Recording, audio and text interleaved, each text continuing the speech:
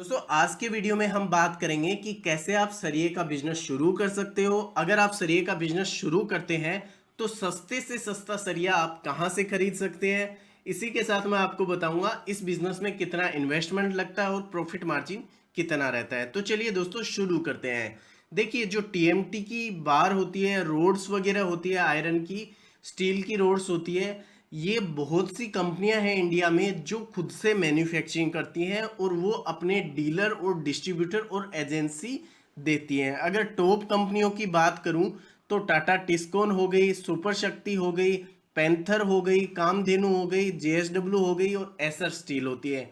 ये ऐसी कंपनियां हैं जो अपने डीलर और डिस्ट्रीब्यूटर समय समय पर बनाती रहती है। और इन कंपनियों की एजेंसी लेने पे, अगर आप एजेंसी लेके, ये सरिये की एजेंसी लेके आप बिजनेस शुरू करते हो तो बेनिफिट ये होता है कि कस्टमर को ज़्यादा कन्वेंस नहीं करना पड़ता है और कस्टमर को इनके प्रोडक्ट पे ट्रस्ट होता है।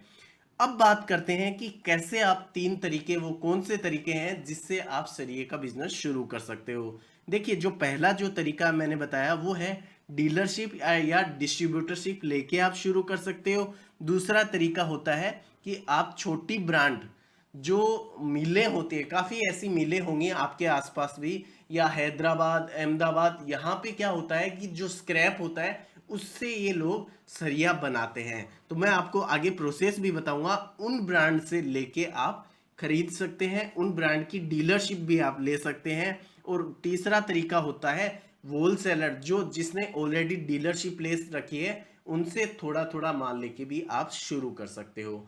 दोस्तों इसी के साथ मैं आपको बताना चाहूंगा कि ये बिजनेस थोड़ा मीडियम लेवल रिस्क बिजनेस है, क्योंकि इसके जो भाव हैं, जो प्रोडक्ट का प्राइस है, वो उतार चढ़ाव होता रहता है। उतार चढ़ाव क्यों होता है, वो डिपेंड करता है लोहे पे। इसी के साथ मैं आपको बता देता हूँ कि जो भाव कैसे तय किया जाता है और जो सरिया है वो कैसे बनाया जाता है, ताकि आपको ये समझ आ जाएगा कि ये भाव है जो फ्लैक्चुएट क्यों करते हैं इसके। देखिए क्या होता है कि बहुत सी बड़ी बड़ी मिलें होती हैं जो सरिया बनाती हैं। अब वो सरिया बनाती कैसे हैं, वो पहला तरीका होता है जो सबसे सस्ता पड़ता है, वो होता है स्क्रैप से। ये लोग क्या करते हैं कि जो लोहा होता है, लोहे का जो कचरा होता है, उसको इकट्ठा करते हैं, उसको मार्केट से, जो स्क्रैप वाले हैं, कबाड़ वाले हैं, वहां से खरीदा जाता है और उस लोहे को सरिये में प्रोसेस कर दिया जाता है, सरिये में कन्वर्ट कर दिया जाता है और उसके बाद ये सरिया आपको मिल जाता है। और दूसरा तरीका होता है कि जो खाद्यान्न होती है वहां से कच्चा लोहा निकाला जाता है, उस कच्चे लोहे को प्रोसेस किया जाता है और उसको आप तक पहुंचाया जाता है। तो जो पहला तरीका है कबाड़ से बनाने वाला, वो बहुत इजी रहता है। उससे लोहे जो सरिये की जो भाव है, जो प्राइस है सरिये का, वो सस्ता पड़ता है। अब बात करते हैं इस बिजनेस को शुरू करने के लिए किन किन चीज़ों की आवश्यकता है। देखिए सबसे पहली जो आवश्यकता है वो होती है, आपको दुकान लेना पड़ता है और गोडाउन लेना पड़ता है। क्योंकि देखिए सरिया एक ऐसा प्रोडक्ट है जो जिसकी लेंथ काफ़ी बड़ी होती है, भारी होता है, तो आप गोडाउन के बिना आप शुरू नहीं कर सकते हो। गोडाउन में छोटा सा पैसेज रख के आप शुरू कर सकते हो। और लोहे, इसको शुरू करने के लिए लोकेशन की बहुत ज़्यादा डिमांड नहीं होती है, किसी भी लोकेशन पे आप शुरू कर सकते हो, लेकिन आपको मार्केटिंग अच्छी करनी चाहिए ताकि कस्टमर को पता चल पाए। इसी के साथ आपको स्टॉक रखना पड़ता है, मशीन रखनी पड़ती है। मशीन जैसे कटर मशीन हो गई, वो काट के देने पड़ेगा। कांटा होता है, इसके लिए लोहे का बड़ा कांटा रखना बहुत ज़रूरी है। इसी के बाद आपको जीएसटी नंबर लेना होता है, फर्म और कंपनी रजिस्टर करवानी पड़ती है। फर्म और कंपनी जीएसटी नंबर का इसलिए बोल रहा हूँ क्योंकि जब आप बिजनेस को बड़ा करना चाहते हैं तो आप लीगल तरीके से ही बिजनेस को, किसी भी बिजनेस को बढ़ा सकते हैं।